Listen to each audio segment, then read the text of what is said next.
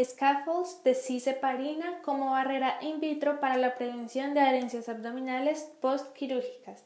Las adherencias abdominales postoperatorias son bandas fibrosas formadas entre órganos y el peritoneo o entre órganos y órganos. Estas se definen también como cicatrices congénitas entre dos superficies peritoneales contiguas que normalmente están desunidas. Después de la intervención quirúrgica, el tejido de la cicatriz anormal puede formar entre las superficies peritoneales, que son normalmente libres, lo que resulta en la formación de adherencias definitivas. Estas adherencias generan complicaciones como dolor, obstrucciones intestinales e infertilidad. La reparación del tejido peritoneal es un proceso complejo que implica varios tipos de células, citoquinas, factores de coagulación y proteasas. Todas actúan juntas para restaurar la integridad del tejido. Inmediatamente después de la lesión quirúrgica, en el peritoneo hay sangrado y aumento en la permeabilidad vascular con líquido rico en fibrinógeno. Casi al mismo tiempo se produce una respuesta inflamatoria con la migración de células inflamatorias, liberación de citoquinas y la activación de la cascada de coagulación. La activación del sistema de coagulación da como resultado en la formación de trombina, lo cual es necesario para la conversión del fibrinógeno a la fibrina. A pesar de los avances tecnológicos que se han desarrollado en las técnicas y instrumentos empleados en las cirugías, más del 95% de pacientes generan adhesiones postquirúrgicas. En pacientes que se someten a laparotomías, se estima un 90% de probabilidad de formar estas adhesiones. Adicionalmente, las obstrucciones intestinales generadas por estas fibras presentan una tasa de mortalidad entre el 3 y el 30%. Entre las soluciones actuales tenemos intervenciones quirúrgicas para cortar las adhesiones, cirugías mínimamente invasivas, la fibrólisis por medio de soluciones y la separación mecánica de órganos por medio de membranas o soluciones. Ahora bien, estas soluciones actuales no evitan completamente la formación de las adhesiones postquirúrgicas. Algunas de estas retardan el tiempo de curación de la herida, otras generan sepsis o fugas anastomáticas. En algunos casos es necesario más intervenciones quirúrgicas para eliminar estas adhesiones. Por lo tanto, se diseñará un biomaterial capaz de prevenir la formación de las adhesiones postquirúrgicas y de suplir las falencias que presentan las soluciones actuales. Como pregunta de investigación tenemos: ¿es posible sintetizar, caracterizar y modelar una barrera elaborada a partir de cis con potencial aplicación en la prevención de adherencias abdominales in vitro? El objetivo principal de este proyecto es diseñar una barrera elaborada a partir de scaffolds de cis con potencial aplicación en la prevención de adherencias abdominales in vitro. Como objetivos específicos tenemos implementar scaffolds de cis, adicionarles heparina y entrecruzarlos si es necesario, evaluar las propiedades físicas, químicas y biológicas en el biomaterial y analizar el funcionamiento del biomaterial en el organismo con la ayuda del software COMSOL Multiphysics. Los scaffolds de cis tienen propiedades mecanotransductoras, son permeables y porosos, permitiendo el intercambio de nutrientes y conjugación con otros materiales. Además, simulan el funcionamiento del abdomen interno. Se ha evaluado también que son biocompatibles en pruebas in vitro, biodegradables al provenir de una fuente natural y bioabsorbibles. Además, estos han sido evaluados en injertos vasculares.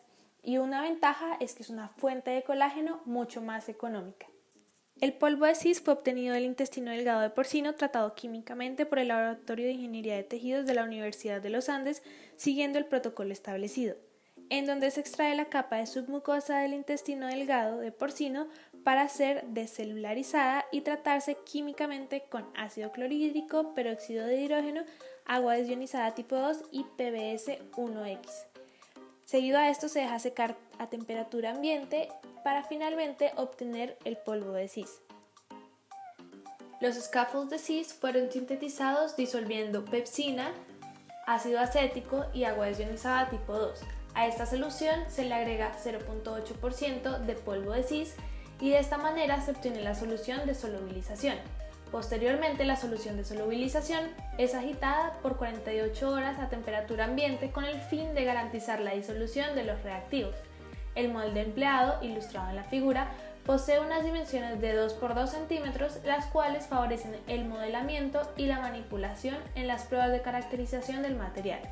Ahora bien, luego de vertir la solución en los moldes, se liofilizó por 48 horas para obtener la estructura porosa deseada, tal y como se muestra en la figura. En esta imagen podemos observar que tenemos una textura esponjosa y la forma deseada para los scaffolds. Para la esterilización se emplea el peróxido de hidrógeno. Este se inyecta a una cabina en donde previamente están los scaffolds, la cual se despresuriza y al despresurizarse elimina todos los microorganismos presentes en la muestra. Posteriormente se presuriza nuevamente la cabina y se extraen los scaffolds. De igual manera, por medio de un autoclave se tienen que esterilizar los recipientes en los que serán guardados los scaffolds. Ahora presentaremos los protocolos empleados para la caracterización del biomaterial. Inicialmente tenemos la espectroscopía infrarroja por transformada de Fourier o FTIR, la cual por medio de la transmitancia obtiene los grupos funcionales presentes en la muestra. Ahora tenemos el análisis termogravimétrico o TGA, el cual mide las propiedades físicas y químicas o cambios de fase por medio del cambio en el peso del biomaterial producido por un cambio en temperatura, el cual se da debido a un flujo de nitrógeno a altas temperaturas. Con el fin de analizar la degradación del biomaterial se realizaron dos tipos de degradaciones, la enzimática por medio de colagenasa y la hidrolítica por medio de ácido clorhídrico y de PBS, simulando así el fluido peritoneal. El protocolo consiste en sumergir el scaffold en las soluciones previamente mencionadas. Posteriormente se incuba a la temperatura que se va a trabajar, en este caso a 37 grados centígrados, y cada 5 horas se saca el scaffold y se pesa la muestra con el fin de analizar el cambio de peso que se presenta en el scaffold. Para la prueba de agregación plaquetaria, inicialmente se sacan los extractos del biomaterial según la norma ISO 10993, sección 12, empleando como solvente el PBS. De igual manera se realiza la extracción de plasma en tubos de citrato sódico y posteriormente se mide la absorbancia de la mezcla del plasma y las muestras. Con el fin de evaluar la citotoxicidad se realizaría una prueba de permeabilidad de membrana LDH. Esta es una enzima que se encuentra dentro de las células y el método consiste en exponer la línea celular cultivada, posiblemente células Vero, a un sustrato el cual genera un producto rojo al reaccionar con esta enzima. Es importante tener en cuenta que las células naturalmente pueden morir y por tanto generar niveles de LDH. Es por esto que como control negativo se puede utilizar únicamente medio DIMEM sin suero para evitar que las células sigan creciendo y así tener una densidad de células casi constante en las pruebas, mientras que como control positivo se utilizaría un detergente fuerte como Tritón. Con el fin de evaluar la citotoxicidad a corto plazo de los scaffolds se implementarían las directrices de la norma ISO 10993 en la parte 5. En mayor detalle, esta prueba se realizaría siguiendo el protocolo de Salgado, para el cual se siembran alícuotas de 20 microlitros con 3×10 a las 5 células en una microplaca de 24 pozos. En los resultados obtenidos de caracterización por espectroscopía infrarroja se puede identificar los picos característicos del colágeno. Esto nos permite asegurar la síntesis correcta del material, donde se esperaba obtener espectros de identificación del colágeno debido a la gran cantidad de este en la cis.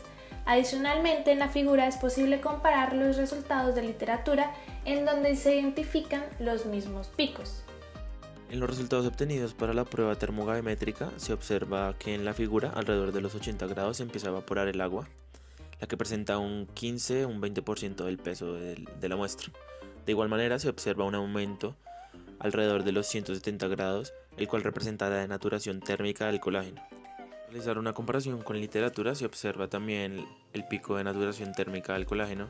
Sin embargo, la diferencia entre las temperaturas se debe principalmente a las composiciones y al método de síntesis empleados en los distintos experimentos. De igual manera, se puede concluir que se presenta un rango ideal para la aplicación in vivo de los scaffolds. Ahora bien, para la degradación enzimática y la hidrolítica se obtuvieron tiempos muy cortos de degradación, esto debido principalmente a que el scaffold es en su mayoría colágeno. Por medio de la figura 3 se observa que al pasar 5 días el scaffold en un medio PBS, el cual simula el fluido peritoneal, este no se degrada. Por lo tanto, se cumplen los tiempos de curación y se asegura que se pueda emplear en el fluido peritoneal. Se debe garantizar para potenciar la función del scaffold que se aplique en fluidos neutros o básicos. El fin de analizar la agregación plaquetaria en los scaffolds, esto es comparado con 3 agregantes, la epinefrina, el colágeno y el ADP, los cuales son fuerte, medio y suave respectivamente. Debido a que el colágeno es el principal componente de los scaffolds de cis, se espera que la agregación en plaquetas sea media. Por lo tanto, sería necesario realizar un tratamiento con agentes coagulantes como lo sería la epinefrina. Modelo COMSOL Multiphysics. Ahora vamos a describir los artículos que seleccionamos para realizar la simulación multifísica de nuestro proyecto. Con respecto al primer artículo de Validation of Scaffold Design, los autores buscan reportar el desarrollo de scaffolds sintéticos biológicos para ingeniería osteotisular utilizando 3D bioplotting. Adicionalmente, utilizan el software COMSOL Multiphysics para el diseño de la topología de los scaffolds. Este artículo científico es de gran ayuda para el desarrollo del proyecto, ya que presenta modelos matemáticos y simulaciones con parámetros recomendados, con los cuales nos podemos basar para caracterizar nuestro modelo y, además, validar resultados con las optimizaciones en diseño que están presentes en el paper. Con respecto a la geometría planteada, como se muestra en la figura, los investigadores utilizan una microscopía de barrido electrónico, imagen A, para modelar el scaffold en COMSOL, imagen B, asumiendo una geometría cilíndrica perfecta. Además de esto, es presentada la parametrización del scaffold a construir un modelo flexible con el fin de optimizar el proceso de un modelo natural. Dado que se utilizan cilindros perfectos, la modelación del mismo se basaba en una generación de cilindros paralelos y perpendiculares. Además, se realizaron análisis de sensibilidad, se estudió la mecánica del sólido y se realizó un modelo de optimización utilizando el software COMSOL. A manera de conclusión, demostraron una topología relativamente óptima en no solo la simulación, sino también el desarrollo del material. Existía concordancia entre los resultados obtenidos en simulación con respecto, entre múltiples variables, la porosidad del scaffold. Con respecto al segundo paper, se estudió principalmente los efectos de la geometría presentada al usar reactores circulares o rectangulares utilizando patrones internos y externos al mismo. Dentro de las simulaciones presentes, muestran los efectos del flujo con respecto a la geometría con o sin porosidad, utilizando software COMSOL y ANSYS respectivamente.